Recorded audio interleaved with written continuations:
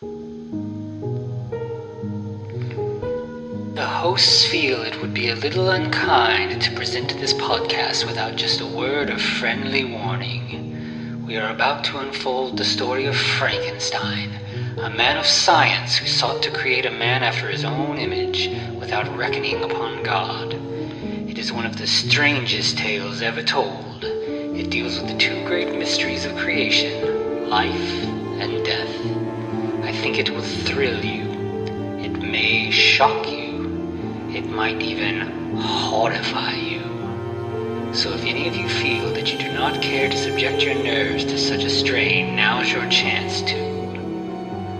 Well, we've warned you.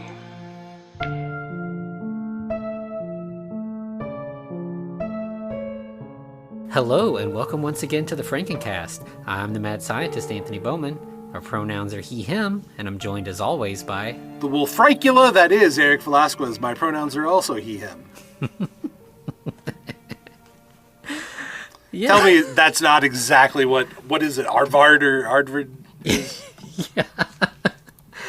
Yeah, this act, like, you know, we kind of, like, put, you know, the last week's movie and this week just because of the titles, but they actually kind of feel like they go together in a way. They're...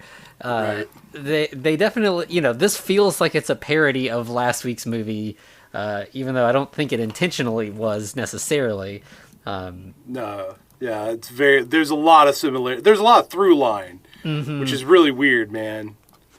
Like the freezing of women or the abduction freezing of women. Yeah. Yeah. And yeah, like this, I did a little bit more research about the Carry On series just because I didn't know much about it, but like there's like 38 of them or something. They like this is this is the second longest running film series behind James Bond. Like wow, both British. That's not fair. Yeah. But like I think it started with like. The first one I think was an army one. It was like Carry On Soldier or something, and then there was like Doctor and Nurse, and most of them were like based around a profession. They were sort of like job comedies, you know. But yeah, as it went, they ran out of ideas and started doing weirder stuff. In fact, I think the last one or the second to the last one was a parody of like the Emmanuel like softcore porn movies, just called Carry On Emmanuel. But yeah, somewhere here in the middle, we got Carry On Screaming. This. Sort of definitely a parody of like Hammer and Amicus kind of like gothic horror for sure. Well, and also there are points when it's like, no, this if we didn't have it like explained to us at certain points, this is just a horror movie. Like this actual scenario, it's not funny. Like the actions that occur are funny. Mm-hmm. Yeah, but, it's mostly just like people, like the people are just constantly dropping one-liners the whole time. But like, other than that, like the actual scenario is horrific for sure. So here's one thing that I'm wondering: what's the through line of the Carry On series? Like, is there like an actor that runs through it? Because it doesn't look like there is. Oh, Kenneth Williams. Okay. I think there was kind of a stable of actors. You know, sometimes they would swap. Kind of like the Mike Flanagan universe, where it's like, we're mostly using this batch of actors. We'll swap them out a little bit. Yeah. That was my understanding. You know, but they never are playing the same character. It's mostly just like a vibe. You know, it's the same kind of like version of humor and like almost sort like, of National Lampoons kind of. Yeah, definitely. Yeah. Not the vacation films, because those have Chevy Chase and Beverly D'Angelo. So. But yeah, the other the various other things that they've done over the years, like Animal House and whatever. Van Wilder, so on and so forth. Yeah. Yeah. Well, it also looks like there's a lot of Doctor Who alumni. Yeah. Yeah, I mean, I think especially at this time, like the stable of like British actors was pretty small. It's not Hollywood. And yeah, actors definitely would get reused quite a bit.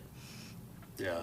All right, well, let's get this party started. Yeah. So we start, of course, with the title credits. We have a song that's like called "Carry On." The title song. Yeah.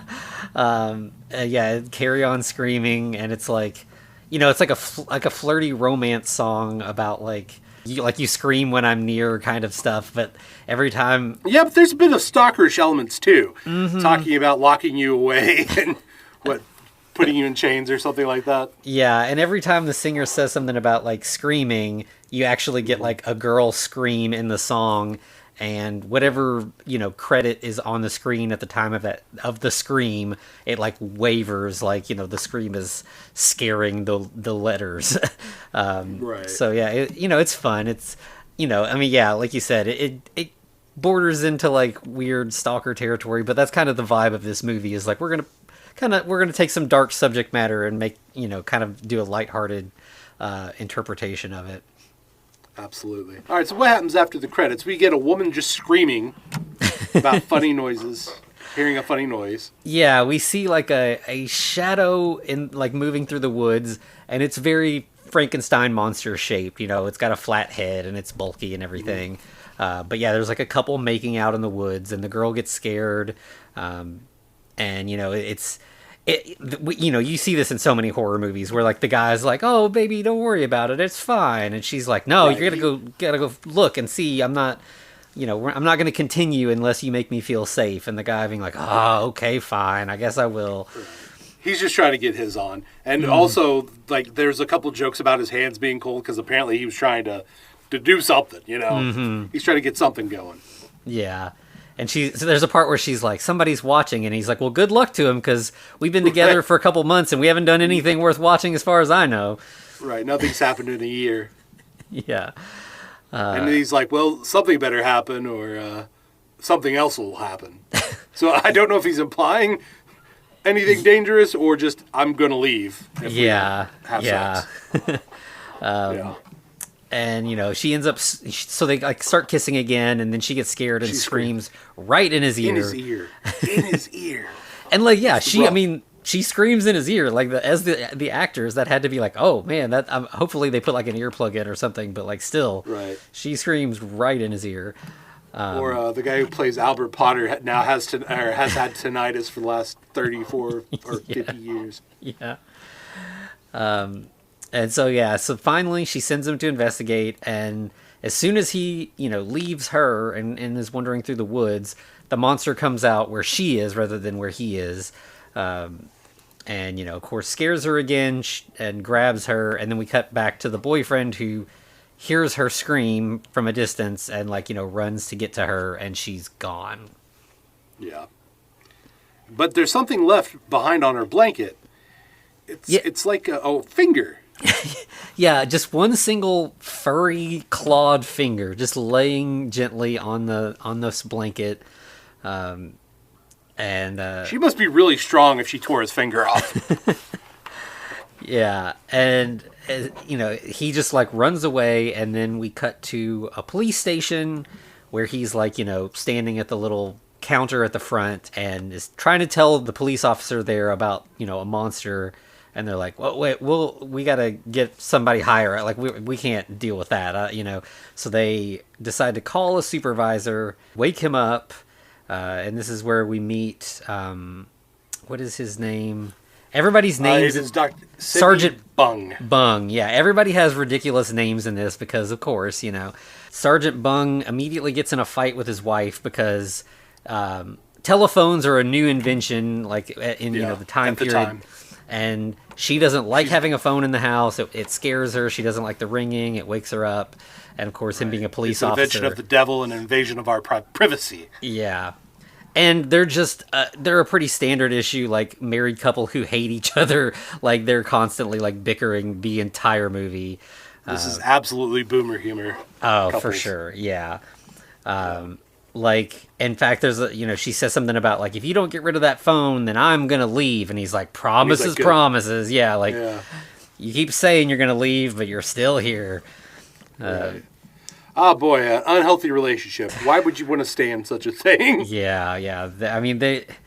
They both, like, it seems like the only joy they have in their marriage is making each other miserable. Like, they're sticking around for the spite, basically. Right.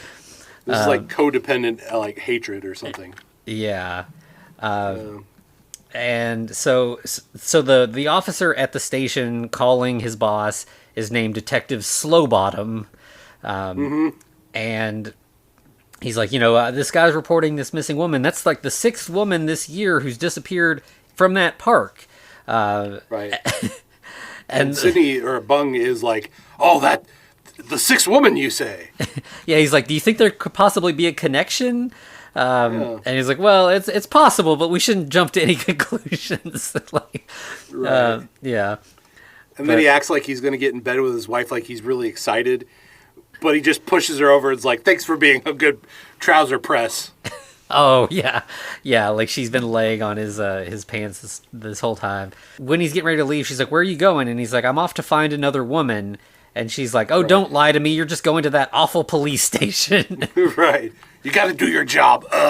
Yeah.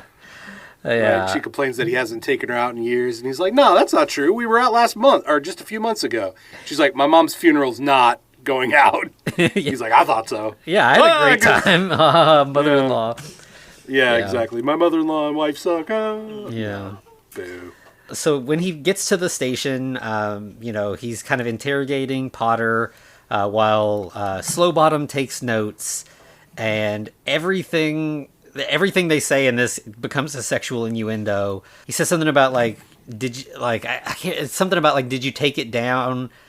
Talking about her dress, but no, it's taking down the notes and like this movie's just like jam packed with like one-liners, most of which are innuendos or insult comedy. But it comes a mile a minute. Mm-hmm. Like it's swift. Yeah, it really does.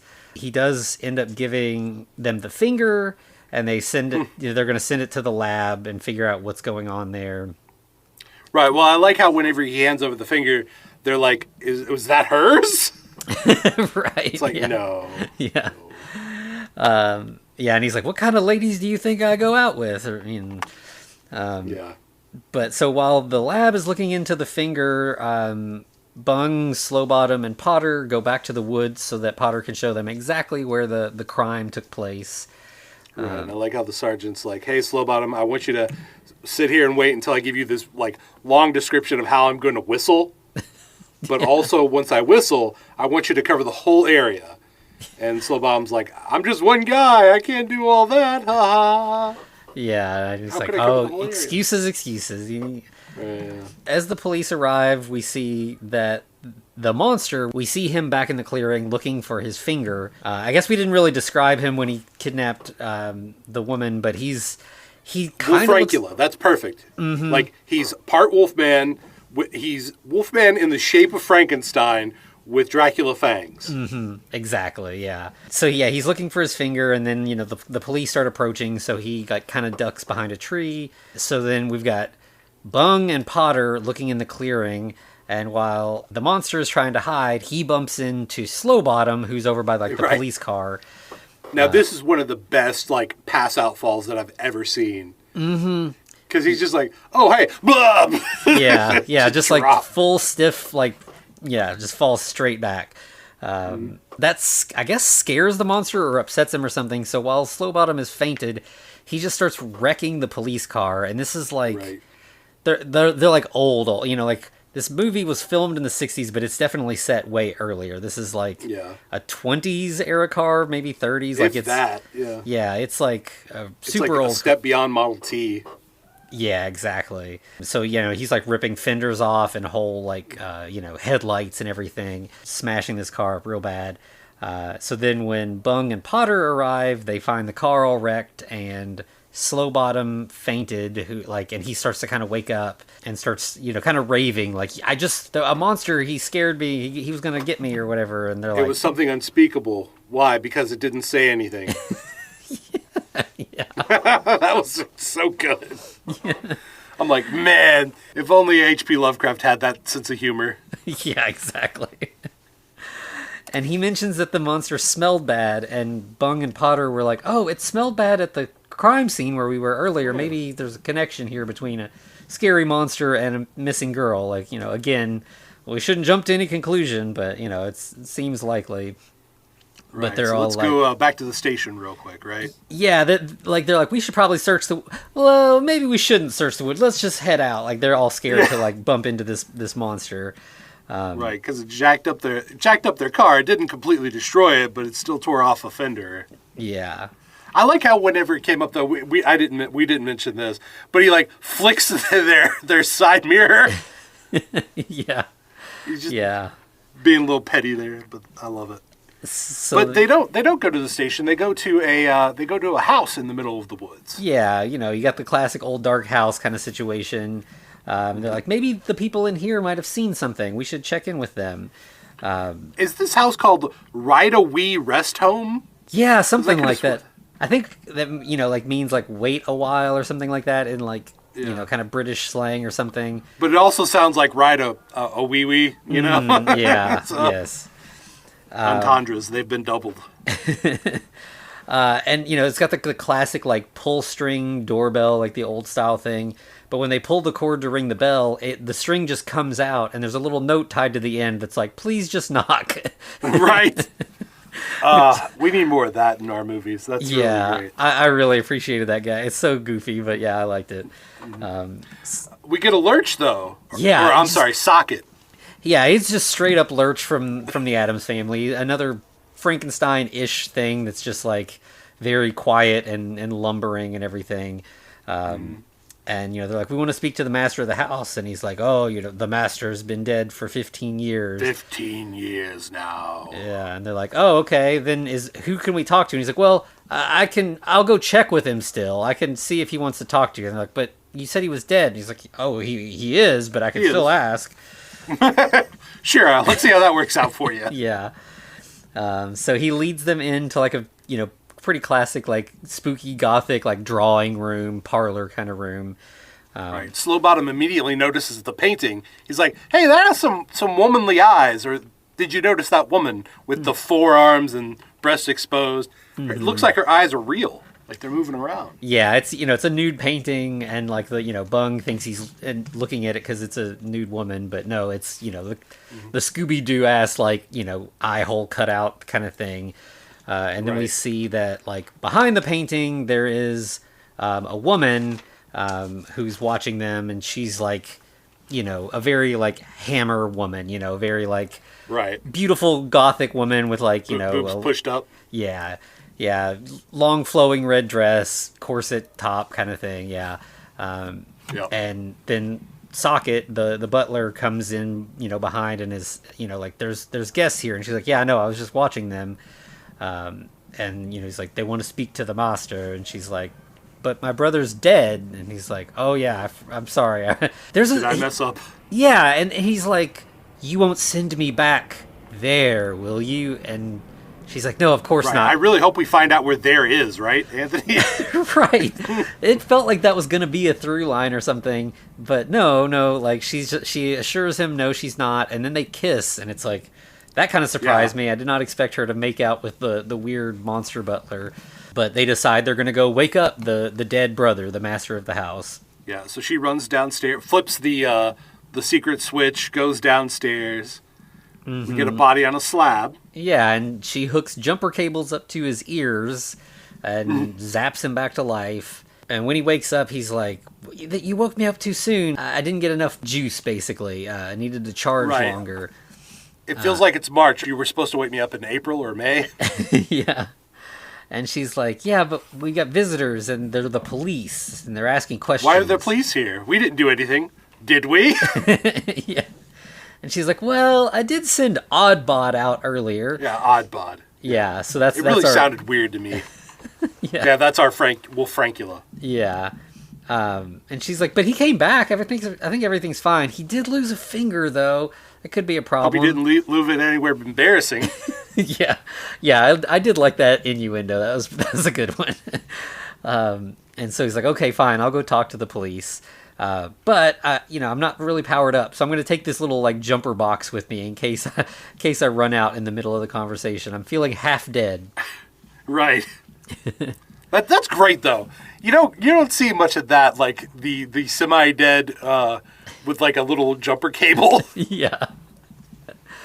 Yeah, and he's like the most I think he might be the most fun character in this. Like he really is. He's very, I would say he's a little Yeah, he's real hammy. He's real, I mean, campy. Like, he's a little gay-coded, but not like... Yeah. He's just got that sort of, like, Queen kind of vibe to him, but, like, Right. you know, a little understated. I don't know. This Dr. Orlando Watt, by the way, is his name. And I feel like this dude is pretty much... He's a proto-Frankenfurter, right? He probably has sex with everybody. Yeah, it's similar to Ernest Thesiger's character in The Bride of Frankenstein, Pretorius. He's kind of got a similar vibe to Pretorius, where he's just, you know, like, he's sinister, but in, like, a fun... Playful? Yeah, exactly. Sinister in a playful tone? Yeah. Meanwhile, upstairs, as you know, he's headed up that way, we go back to our trio, and Potter opens up a sarcophagus that's leaning against the wall and scares himself because there's a mummy inside. Which obviously... Hey, Anthony, do you want to have fun with etymology? Yeah. So, like, I love words and how they're formed. Do you know, and I was saying it to myself, I was like, sarcophagus, sarcophagus. Wait a second. Phagus means eating. Turns out the thing we call a sarcophagus just means flesh eating. So there are bacteria that sarcophagus as well. Ah, interesting. Now you learned something. So, like, because you put flesh inside it and it kind of like... Exactly. Ah, that's... It technically eats your flesh, yeah. Yeah. Yeah, I didn't think about it because, like, you know, there's that horror movie Anthropophagus that's about, you know, a cannibal. Yep. You know, anthrop meaning person. So, yeah, I never thought about that. But, yeah, it makes perfect sense. I'm glad I could help you with that. And so, yeah, as Potter gets scared, that's when the master of the house appears, and he's like, "Oh, you found my mummy. My goal is I want to revive him. I'd love to hear what he has to say after, you know, being gone for so long." Right. I want to hear about those orgies on those Nile boats. Boats on the Nile. Yeah. I probably said that exactly opposite the way. Nile boat orgies is what I meant to say. And so they're like, "Well, do you know anything about the whereabouts of the missing girl?" And he's like, it's like a whole, like, whereabouts. It's right. Like man, I initially you're not wrote getting this joke. Yeah. I wrote it's a who's on first gag, and then literally the very next bit of dialogue is the master revealing that his name is Dr. What. And it becomes like basically the exact joke of the who's on first thing. Right. Well, he literally says who, and he's like, "No, that was my uncle, but I haven't seen him sometimes." Or he was. Yeah. So who they do the who and what thing? Yeah, it is the who's on first thing basically. Yeah. I mean, literally, that was like 15 jokes in 5 seconds. Oh, it's yeah. This bit, I mean, it's one of the best parts of the movie because it's just so fast. There's just like everybody, like the timing is just perfect. And like you can tell that this cast is like a troupe that know each other because they're just all firing so quick and they just know each other's rhythm so well. This, you know, like obviously, like as we were talking, like I've not seen any of these Carry On movies other than this one, but like this kind of moment made me think like I bet I would like more of these movies. Like even though you know, obviously this one being the horror movie, it drew my attention, but like I might check out a few more of these and see if they're all like as good as this. Yeah, give it a couple shots. Let's see what happens. Yeah.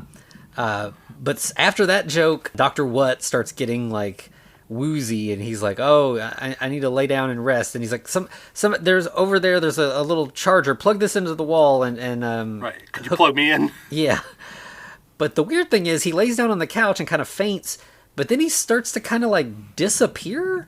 I don't know if he's turning invisible or like vanishing. Like, you know, if someone tried to touch him, I don't know if he is just not corporeal. Yeah, if they could still feel him, just not see him, or if he's actually gone. But either way, as soon as Potter plugs him back in, he starts to reappear and wakes up. You know, obviously that freaks them out. Like, what? You were just turning into a ghost basically before our eyes, right. And then and Potter's like, "Fuck this shit, I'm out." Yeah. So yeah, Potter runs, and Slowbottom's like, "I'm going with him," so he takes off. Right, but the sergeant's like, "Whoa! We got to be dignified about this. We have to, you know, walk off calmly. we have to keep a sense of decorum about us. Mm-hmm. And then the Dr. Watt starts laughing maniacally. And then they're like, nope, and run off. Yeah. So good. And then downstairs, we see that the sister, which they finally do give her a name. It starts with a V. Valeria Watt. So she is juicing up Oddbod, like connecting him to the jumper cables downstairs. And she's like, you always get us into so much trouble. If only you weren't so damn attractive. Right, and he kisses him. Yeah, and as we keep saying, like, this dude looks like a caveman. He's not conventionally attractive by any normal person's standards. So I don't know what this says about me as a person. If I have some prejudice or I've just seen Ace Ventura too many times, I'm like, wait a second, this is British. Is she going to be like a trans character? Is that what we're getting out of this? Like, yeah. I mean, my actually, Ace Ventura was showing. Yeah, this movie manages to there is a bit later that like plays with like man in drag, ha ha ha. But like it actually, I don't know. Like I don't think it's as offensive as you would expect from a movie from this time period. I think we've definitely seen worse versions of a man dressed up in a dress, even in the stuff we've watched. But yeah, we'll get to that before too long. This character is cisgender. Mm-hmm, so just to cut that off already. Yeah. But so that Dr. Watt comes down and is like, the cops didn't suspect a thing. I acted perfectly normal. But they were. I went out of my way to act perfectly normal. Yeah. It's like, but they were looking for a missing girl. And she's like, oh, that's probably the girl that Oddbod brought home that is unconscious under this sheet. And he's like, probably so, I would imagine. And so, they lift up the sheet and he's like, Oddbod's got some pretty good taste. Yeah. Well, we better get to vitrifying her. Mm-hmm. And then we see that as Oddbod is connected to the jumper cables, his finger starts kind of regenerating. So somehow the power is able to make him regrow his parts. Then we cut back to the sergeant's house where Mrs. Bung is, being the nagging wife of Stereotype. Where have you been all night? Mm-hmm. All that other stuff. And she says, I'm sure you're really good at finding women. And he's like, I don't know. Last time I tried, I ended up with you, so I don't think I'm that good at it. Why don't you do something useful and disappear? Yeah, he says something like, I saw a man disappear tonight. Why can't you do the same? Yeah, ugh. But just leave, both of you. Just leave this house. Yeah, you don't need to, you can go find happiness elsewhere. It's fine. Mm-hmm. Then we see that she has torn the phone off the wall while he's been gone and, put it in the bed like the horse head from the Godfather. Yeah. But then she's like, and he's like, well, now no one's going to be able to reach me. But then the phone starts ringing and he's like, you forgot to cut the cord. It still works. So he, answers the phone out of the bed. And it's slow bottom again, and there's something something going on, and they need him back at the station. So of course, then Bung and wife argue again about that, but he eventually leaves to go back to the station. Yeah, we get a mad scientist kind of guy, but he looks a little familiar to those Doctor Who fans, right? Mm-hmm. Yeah. So second Doctor, John Pertwee. Yes, or third. Right? Yes, third. Yeah. I'm sorry. Yeah, because I forget about that second guy all the time. Yeah, Patrick Troughton. I think it was Troughton. Yeah, he got the short end of the stick. I think more episodes are lost with him than any of the other. The first couple Doctors, there's a lot of lost episodes, and I think he has so few episodes that he's kind of easy to forget, unfortunately. Right.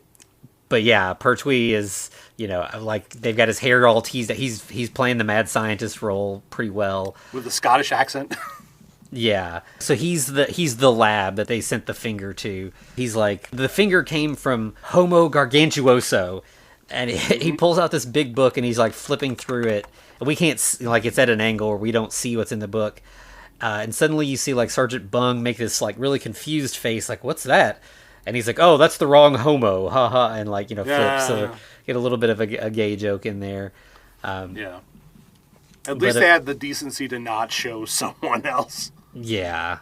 But eventually he turns to the Homo Gargantuoso page, and it is literally, it's Oddbod. Like, it's just drawings of him. So in this world, he is basically like some kind of caveman. He's not actually a Frankenstein, even though he looks like one. But apparently they haven't seen one of these Homo Gargantuous for 500 years. They went extinct 500 years ago. Yeah. At that point, Potter rushes in, and he's like, I got this mysterious note that someone says they've got info on the kidnapping, and there's like a location that we're supposed to meet this person to get the clues or whatever.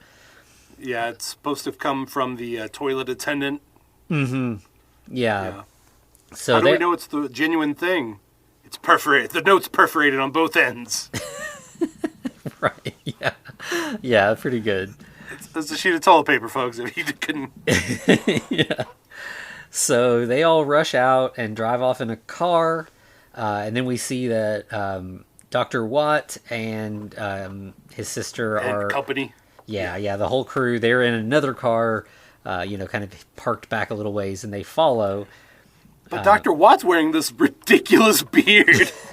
Yeah, just like the worst fake disguise ever. But he's the only one disguised. Mm-hmm. Like Socket's not disguised, Valeria's not disguised. Oddbod for sure is not fucking disguised. No, yeah, it's so good.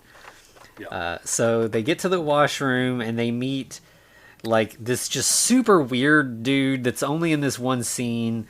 His name is Daniel Dan or Dan. Dan. And he is also very gay coded. Like even more so, he kind of flirts with Potter, and then he flirts with Slowbottom, because Slowbottom's like, I'm going to take notes. I'll take down anything that you say. And he's like, trousers. I appreciate the forthrightness. Yeah, it's pretty good. And then he's like, well, why don't I'll take you back to my office, which just turns out to be like his bedroom. He lives in a little bedroom off the side of this like little washroom. Right. He says he lives in a man's world, so... let's just be more clear about how gay this guy is without actually saying it. Yeah. But then we get a little gag where I think it's like a bathroom in like a subway station or something is the idea. Because he's it's a Hokum Park is where it is. Okay. But so he's underground, and his bedroom has a vent in the ceiling that's like a sidewalk vent, so like they're like looking up women's skirts as they go by, and he's like recognizes he knows everyone intimately. Yeah, like recognizes them by what he can see, and he's like, oh, there's Mrs. So-and-so or whatever, how you doing? Miss Peabody. Yeah. Which I thought that was pretty funny. And they're like, so you just are looking up skirts all day? And he's like, well, there's also this Scottish guy that walks by occasionally, and whoa, you do not, like, it's rough. Like, yeah. But he's like, I have information because before this job, I used to work as a gardener at Watt's house. And, they called me Dan the gardening man. Yeah, and there were other girls before. I don't know anything specific about this one, but I suspect if what I think's going on, I kind of know what's probably happened with her.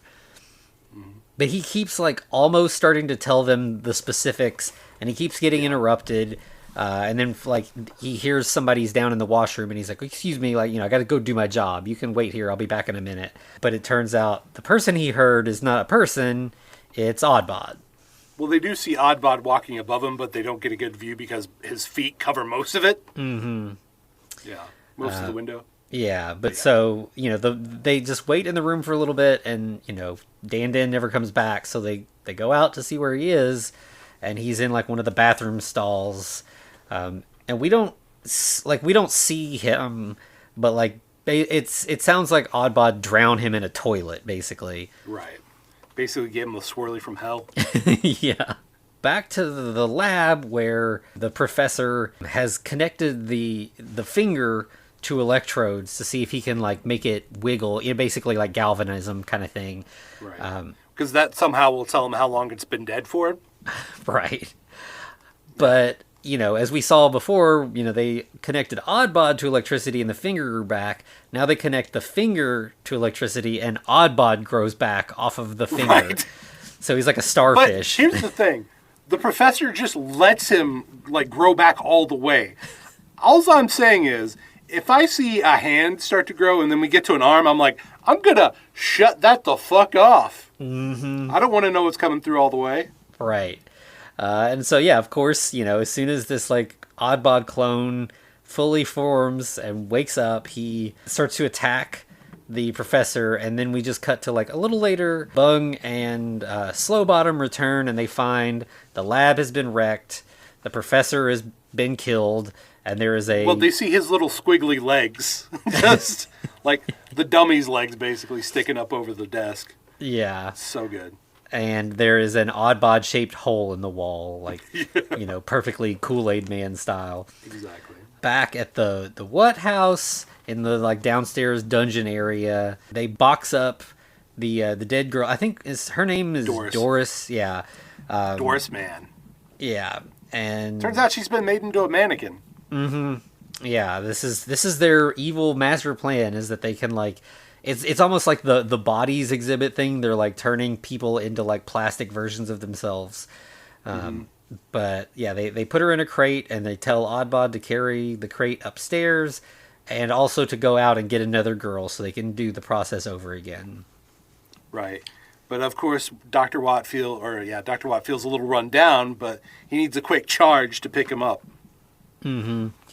And Valeria's like, yeah, well, then, do that while we're waiting, because we're way behind on orders. We need to stay on this to catch up. Right. And it seems like almost as Oddbod is walking out, the other Oddbod is walking in. Mm-hmm. This Oddbod's totally naked. Yeah. Yeah, and, like, it's like two different actors, but they look like, I can't remember fraternal and maternal twins. I can't remember which is which, but they're like, the non-identical, but, like, pretty close twins. Fraternal twins. Yeah.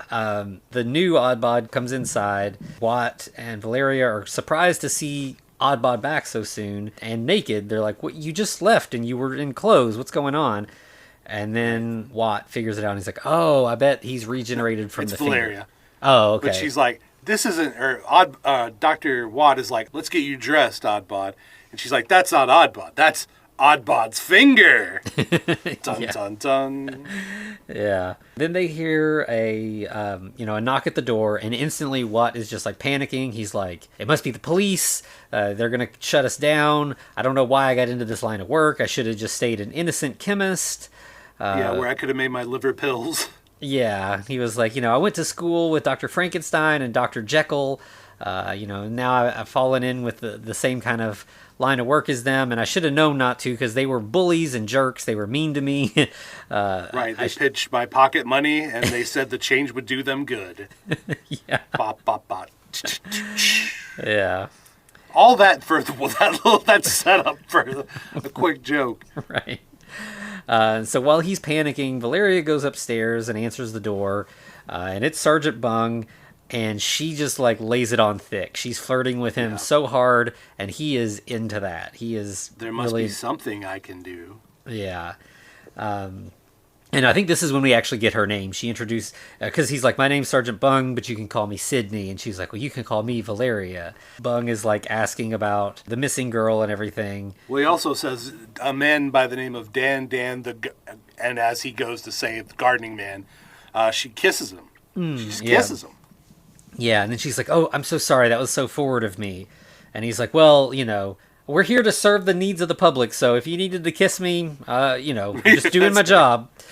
Right. And she asked to see his whistle.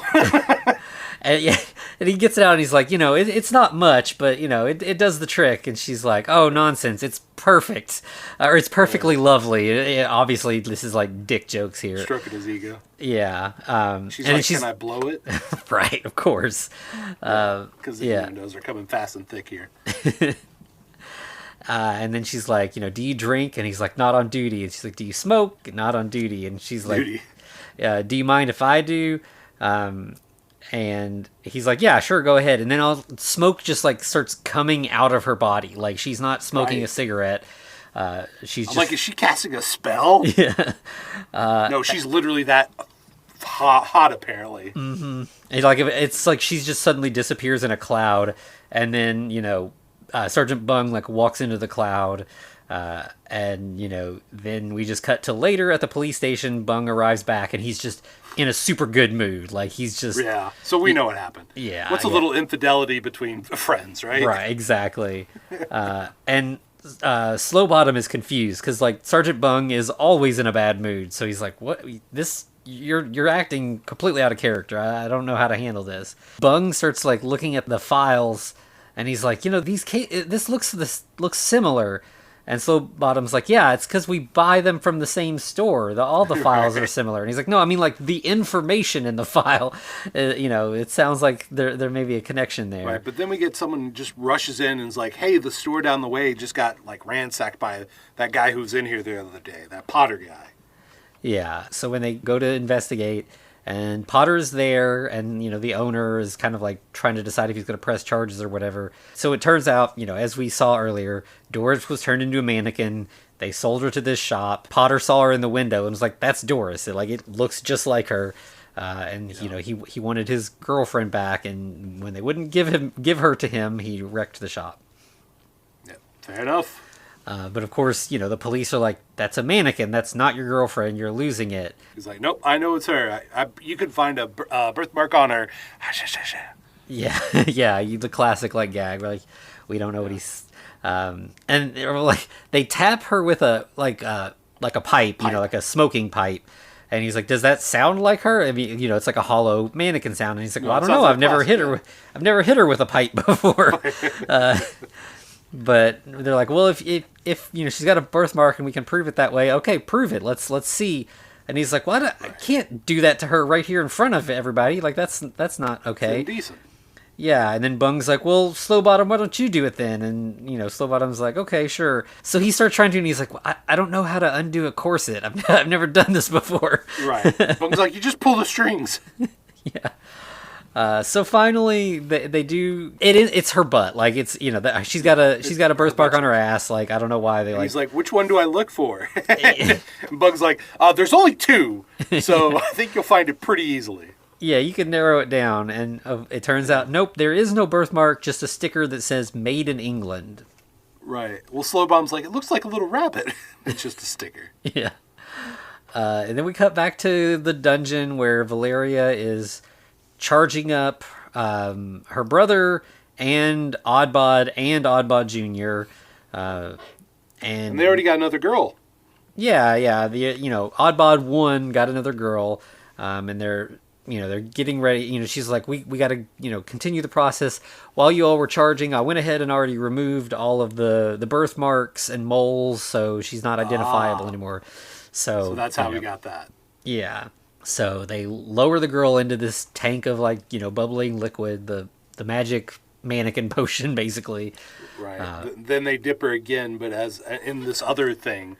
But as they're going to do so, Watt just screams out, we're frying tonight!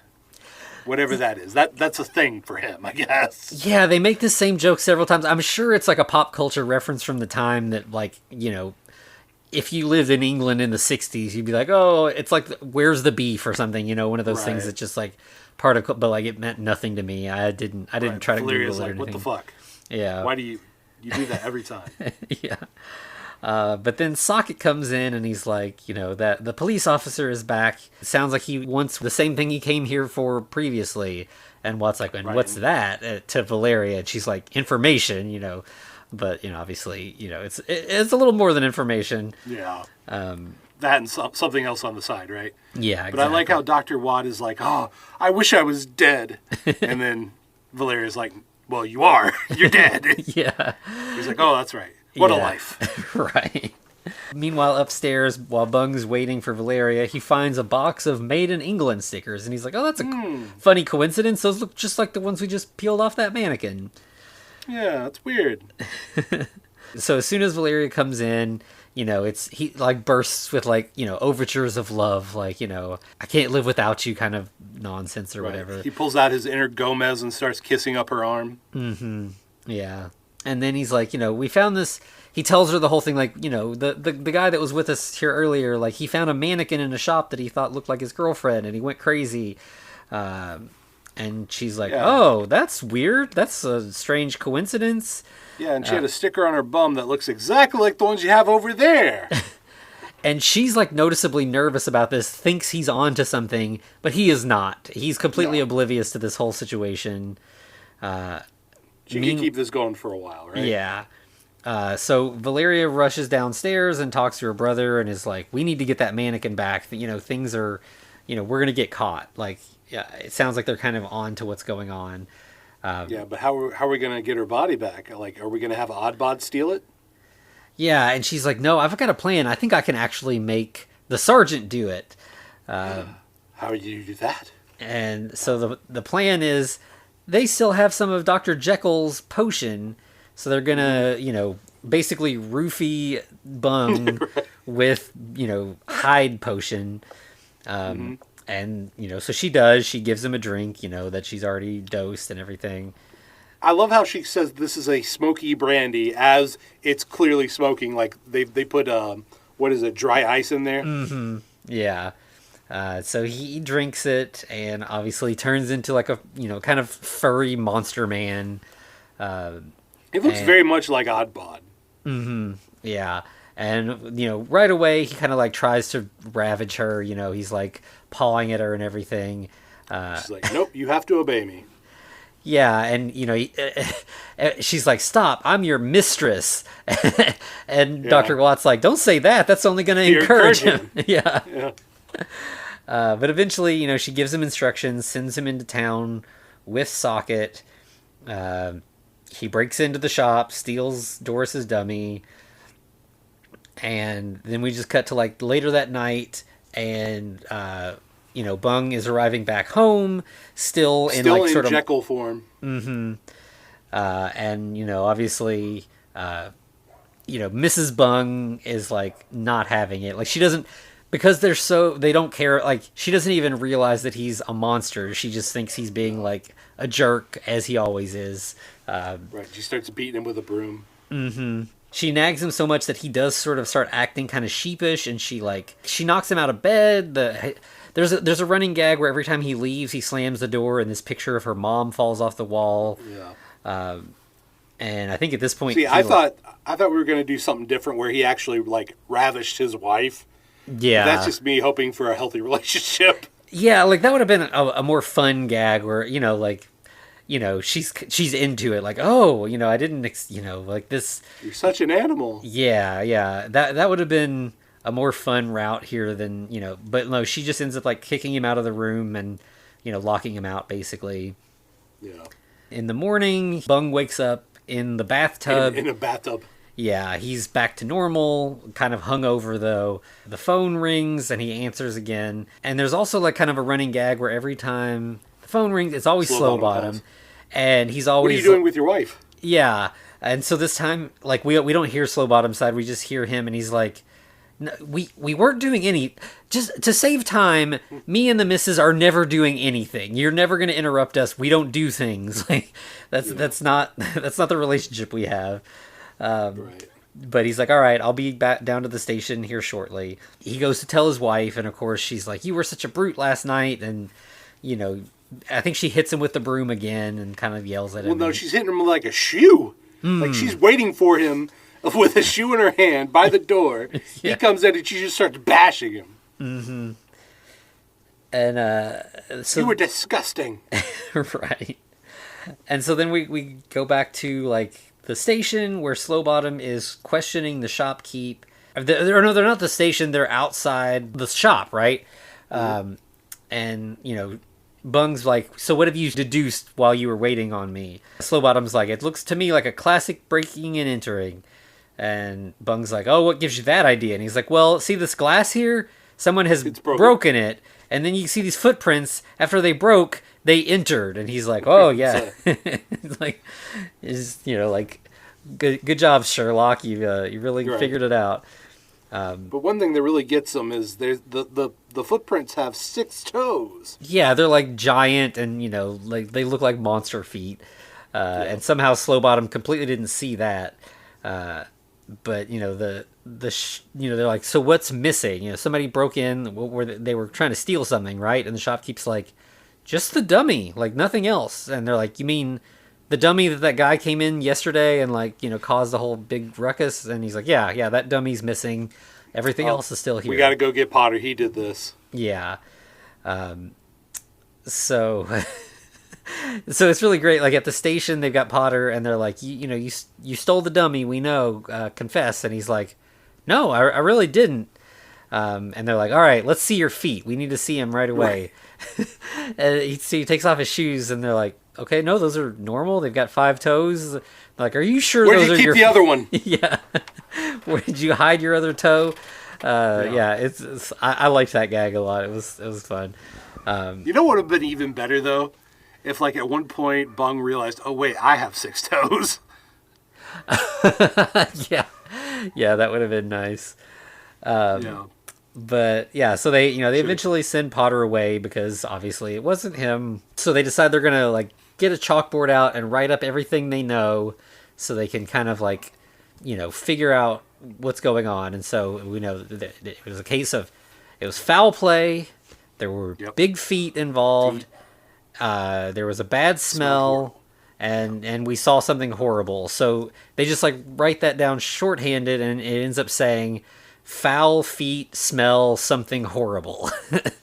Fair enough. Yeah, it's true. And it's like, all right, well, so we got to figure out a plan. We got to do something. So they're like, we need How do you catch a mouse? Yeah, with bait. And they're like, we should use a woman. And they're like, well, a woman won't fit in a mouse trap. And they're like, no, we're going to, put a woman out and, use her as, to lure out the monster. But we can't use a real woman. Yeah, we don't want to put someone in danger. So they come up with the plan of dressing Slowbottom up as a woman. Drag. Yeah. And like, again, like, like it cuts away and like then we just have like Slowbottom coming out, and they've like done Slowbottom up pretty well. Like it doesn't look ridiculous. Like they to the point that like Bung is like, oh, hello, madam. Well, he gropes her or gropes him. Yeah. Slowbottom's like, oh, I'm kind of into that. Yeah. It's like he genuinely thinks this is a woman. He's like, well, I'm waiting on my my partner or whatever. And like, Sergeant, I am your partner. Yeah, they play it like, I don't know, they don't play it like, oh, this is gross and bad. It's just like, oh yeah, you pull it off, you look good. Yeah. And it's not like Bung's not grossed out by the fact that he found Slowbottom attractive in drag. He's a little embarrassed just because it was Slowbottom. Yeah, I think it's more that it's my like subordinate and not that it's a man. Right. But as they leave, even his wife Emily, this is Bung's wife, who's been following them, believes that Slowbottom is the other woman in the relationship. Mm-hmm. Yeah, so she like has evidence that her husband is cheating with this other woman, right? And decides to follow him to see what the couple get up to. Right. And so then she could finally get that divorce. Yeah. So then we cut back to Watt's house. Oddbod Jr. is like choking Valeria. He's like all excited. Yeah. They're going to send him out, put him to work in the same way that Oddbod 1 has been working. Yeah, now they could do double the business. Yeah. And Watt's like, you don't need to choke the women. Like, your looks should be enough. You can scare girls with just that. Oddbod, show your son how it's done. Right. And he gingerly just picks up Valeria. Right. And so Watt's like, all right, go out into the world and bring us back a couple girls. There you go. And around that same time, Bung and Slowbottom... Oh no, let's not skip past Oddbod Jr.'s method of exiting the house. Because, once again, he just walks through the wall. Oh, right. Yeah, of course. And they're like, oh, we gotta teach him how to use doors. Yeah. And then we see Bung and Slowbottom in the woods waiting to lure the monster. And they, like, sit down and they're kind of like... Or as they're sitting down, something... Slowbottom is, not used to wearing women's clothes. Something tears. And they kind of laugh, like they're having fun at this point, like they're being kind of playful, and Bung's even like, supposing my wife could see me now, like what would she think of me with this Right. woman with torn clothes. Right. Well, funny thing about that, your wife does indeed see you now, and she is not happy. Yeah. But then Oddbod Jr. is coming through the woods, and rather than bumping into our, fake bait couple, he bumps into Mrs. Bung and grabs her. So she screams, obviously, and then Bung's like, something's going on. He rushes after the screams. And Potter also arrives with a shotgun. Mm-hmm. Yeah, so he promised to go looking for his Doris. Yeah, so he's walking around the woods by himself with a shotgun. We're getting everybody together in the same place. But so then while Bung is chasing after the screaming sound, Slowbottom is alone now as a woman, and Oddbod 1 appears and grabs Slowbottom. This is the perfect time, right? Mm-hmm. Yeah, so both of the women have been kidnapped because Bung has been at the wrong place both times. Right. But then Bung ends up bumping into Potter instead. They get in a little bit of a tussle. Yeah. And he's like, "Did you hear a scream? Like, we're trying to find the monster." So obviously they lost whoever was screaming, so they go back to the clearing. And now Slowbottom is gone as well. So, now he sees that he's messed up. But once again, something has been left behind. Yep, there's a monster ear left this time. And it's, it's a pointed ear. It's also furry. Right, but Bung puts it up to Potter's head to test it out. He's like, "Are you sure?" Yeah. So Bung's like, they've taken Slowbottom. And Potter's like, "Why would they have taken Slowbottom? I thought the monster just takes women." And... Bung's like, "Well, he's not a man, he's a woman." And Potter's like, "I thought there was something..." That makes sense. Yeah, he's like, "I thought there was something funny about him." And Bung's like, "No, he's wearing a dress." And Potter's like, "Yeah, you don't think that's funny?" Again, time period, whatever. Like, both men and women can wear dresses if they want, whatever, or, anyone in between. Anybody who wants to wear a dress can. Nothing wrong with that, but obviously... Potter feels differently about it, and Bung's like, "No, like we're just doing our job. Everything, Slowbottom's fine. Everything's above board, I guess." Yeah. But let's cut back to Dr. Watt messing with a mummy. Mm-hmm. Yeah, he's, as he said earlier, like he really wants to revive that mummy, so he's working on it. And then Valeria comes in and she's like, "You don't have time to be fooling around with your pet project, like." We got to vitrify the sergeant's wife. Yeah, we got some new deliveries, just that one. And then Oddbod shows up with Slowbottom at that time, and Watt's like, "Oh no, Slowbottom, you're missing an ear now. You just keep dropping parts everywhere." Right. I guess it's ear today, gone tomorrow. Yeah, exactly. I love how he's always making these just little random jokes. Mm-hmm. Yeah, so he's just having a good time. But Watt, of course, before he goes, he injects the mummy. He's like, "All right, we're going to give you a little charge here in a minute." Mm-hmm. Meanwhile, downstairs, Valeria is lowering Mrs. Bung into the first tank.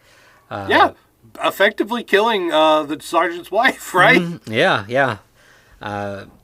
And while she's doing that... Dr. Watt is working on Slowbottom and, like lifts up the sheet and he's like, oh, like this isn't a lady. This is not what I expected. Yeah, this is a man dressed as a woman. Yeah. And by that time, Bung and Potter have arrived upstairs at the house. They're like, "Oh, this is where the monsters were." And Bung's like, "Oh no, Valeria lives there. I hope she's okay." Still completely not involved. Yeah. Completely oblivious. Right. When he gets inside, he's like, "Hey, a creature abducted my assistant. He ran away with him." Yeah, and Valeria's like, "Oh, why don't you stay the night? You can protect me. Make sure nothing bad happens." Right. I like how Bung's like, "Yeah, that sounds like a perfect idea. Mr. Potter, you need to go back to the station. Like now." Yeah, you should report back. Let them know what's going on. And Valeria's like, just "No, leave me here alone. It might not be safe out there. You should stay the night too. We can all go to the station tomorrow." Right, yeah. but I want you guys in bed near my room, basically. Mm-hmm. And yeah, they both are like clamoring over each other to be near Valeria. And she's like, wait here. She goes back downstairs and is talking to her brother, and they're kind of arguing about what to do about Slowbottom. And Valeria's like, we could make man dummies too. There's no reason that we have to focus on women mannequins. There's a whole nother market. We could branch out. Yeah. And of course, Watt makes a fat joke, blah, blah, blah. If anything can fit on him, it'll fit on anybody. Yeah. Yeah. But we also learned that Oddbot is low on juice, as is Oddbot Jr. So the plan now is, how do we kill them? We kill them with a snake. Right. The most effective, efficient weapon possible. Yeah. So Valeria drops a snake through an upper vent into the room while Potter and Bung are asleep together in the same bed. And it manages... It is a pretty good joke. That Bung's like, what are you doing? Stop poking me. Yeah, it manages to crawl under the blanket between the two of them. And they're both, the snake is wriggling and hitting both of them, and they're both like, you're poking me. Stop. And like, no, I'm not doing anything. They both jump out of bed, and then Bung pulls the blanket back and sees there's a snake, and right, and he just pulls out his pistol and shoots the fucker. Mm-hmm. Yeah. Well, obviously doesn't actually shoot a live snake, but we just see from the snake's point of view him pulling the gun and shooting it. Yeah. And Potter's like, all right, I'm done. That's enough. That's too much weirdness. I'm leaving. So he goes to the door, opens it, and there's Oddbod 1 and 2 standing in the hallway. And he's like, oh. Just shuts it. It's like, nope. Yep, can't go that way. Bug's like, bullshit. Whatever. There's no monsters beyond the door. Yeah. He opens it up, immediately slams it, like, there's monsters. Okay. Yeah, so they try to run the other direction and manage to fall through a trap door leading down to the dungeon where they see Slowbottom attached to the slab. And they're going to try to rescue him, but then they hear somebody approaching. So they cover Slowbottom with a sheet and then get under other slabs and cover themselves. We'll just hide here for a second. Right. And it's Valeria and the monsters are like, hey, where'd they go? Must not have fallen down here. They must have ran away already. Yeah. Not noticing there are now three bodies covered in sheets. Yeah. So then Valeria and Oddbod leave, and Potter and Bung get up. And and Bung's like, Slowbottom, he was the greatest man I ever knew. And then Slowbottom's like, thanks, Sarge. Yeah. Thanks, Sergeant.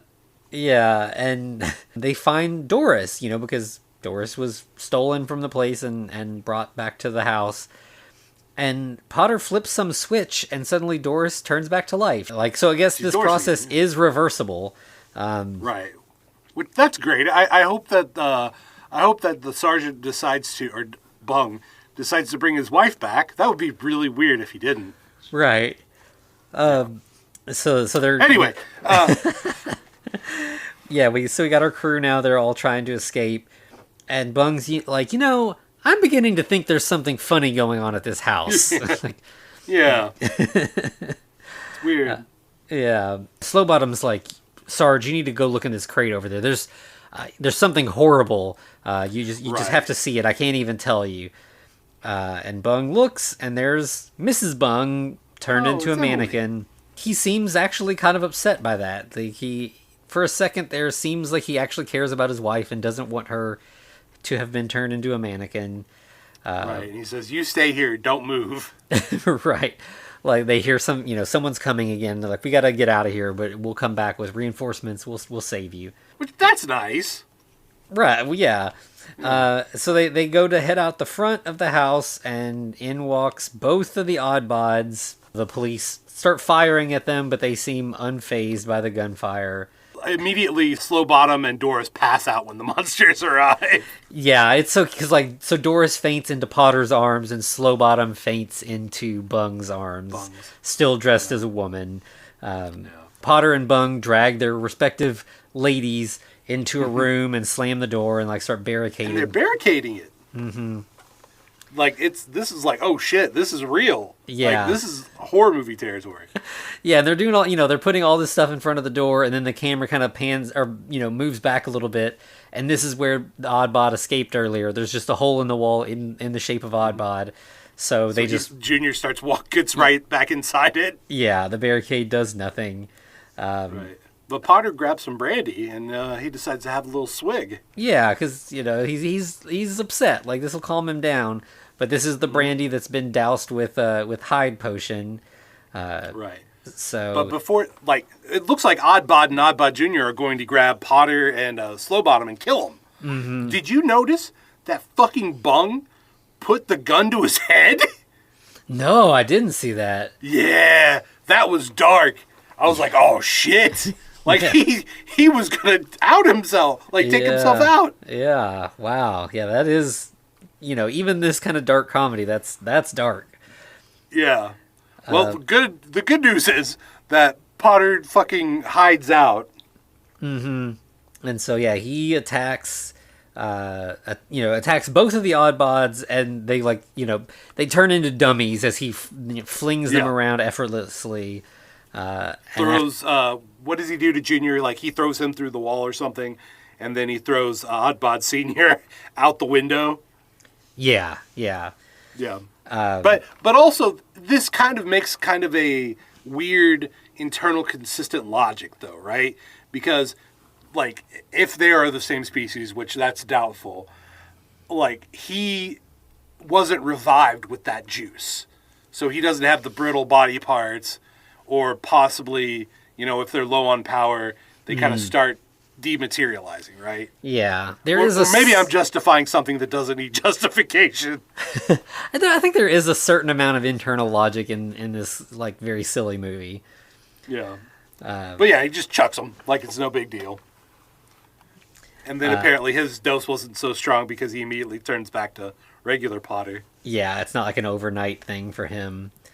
And then Watt comes in and he's like, I've got the mannequin liquid and I'm gonna turn you, freeze you like I, did your wife or whatever. Right, but at this point, something sparks, electricity hits the conduit that was attached to Ramatiti. Mm-hmm. And now we got a living mummy. Yep, and the mummy immediately goes straight for Watt, does not try to attack anyone else. But he's like, I'm your friend. I was going to learn about all those orgies. Yeah. It was going to be great. And Valeria's like, please, officers, help my brother. Don't let the mummy get him. And right, and they're like, no, fuck that guy. Yeah. Bung's like, give me one good reason. And she's like, I shall be very grateful. And he's like, yeah, that is a good reason. That's a reason. Yeah. So they go to attack the mummy. But in the process, the mummy ends up knocking Dr. Watt into the, dummy vat. Right. First, he goes into the pre-fluid. Mm-hmm. What would you call that? I don't know. Yeah. It starts it's very waxy and it coats his whole body. But then, of course, it pushes him back to the other pit, and Ramatiti falls in with him. And after he goes in, he just screams out, "Frying tonight!" Yeah. Yeah, bringing back that classic gag that we don't get. Yep. Absolutely. Yeah, and so then we cut to a little later, and we've got the newlywed Potter and Doris. They've stopped by to visit Bung. They're thankful that he helped them and everything, and they just wanted to say hi and let him know that they got married. They've kind of eloped. I think it was a quick ceremony or whatever. And Bung's like, yeah, come in and hang out with me and my wife. Mm-hmm. And then we see Mrs. Bung, still a dummy. She's just standing frozen in the corner.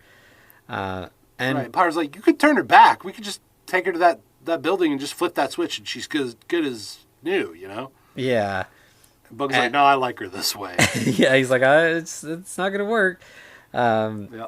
And then Valeria... Potter's like, who's going to take care of you? Yep, and then in walks Valeria. Bung kind of smiles and he's like, it's horrible, isn't it? Yeah.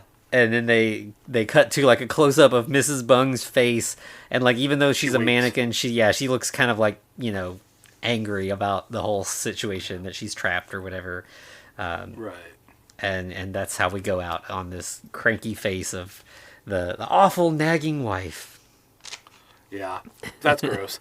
Anyway, Bung didn't deserve such a happy end. Yeah. I mean, I feel like this movie is mostly populated with not entirely likable characters, as you can often get away with in a comedy. Potter and Doris, they deserve happiness, and they get it. But, all the rest of the characters are just kind of... Slow Bottom, I guess. We don't really know what happens with him after this. But, Bung definitely, he and his wife deserve each other. They're, they're not... It would have been pretty good if he got turned into a mannequin, too, right? Mm-hmm, yeah. But, it is what... it's a silly comedy. We don't have to like the characters. We don't have to be necessarily, rooting for them for the comedy to work. Right. It's fine. Yeah. I think we were talking last week where it was it's weird that, this is a British comedy that's been going on for so long. It seems strange that America didn't really latch onto it the way we did with Monty Python or whatever. But watching this, I'm I kind of get it. It feels very distinctly British in a way that a lot of British humor. I mean, British humor is its own thing, but usually it has a style that is still fun. This feels a little bit more, the thing with Frying Tonight or whatever. It feels for British people in a way that, right. Some other British comedy is a little more universal. Right, exactly. But I do feel like if it was remade today, it would probably do a lot better, just because American audiences are oh, we accept other cultures now. We're not so fucking as xenophobic. Mm-hmm. We're still xenophobic, don't get me wrong.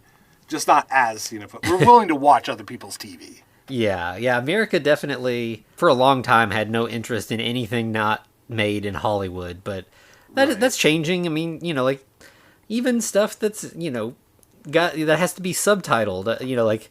Netflix is half Korean stuff right now. It's K-dramas or K-horrors. Yeah, which is cool. I appreciate that Americans are comfortable with seeing how other cultures create art. I think that Squid Games is still kind of a phenomenon, mm-hmm.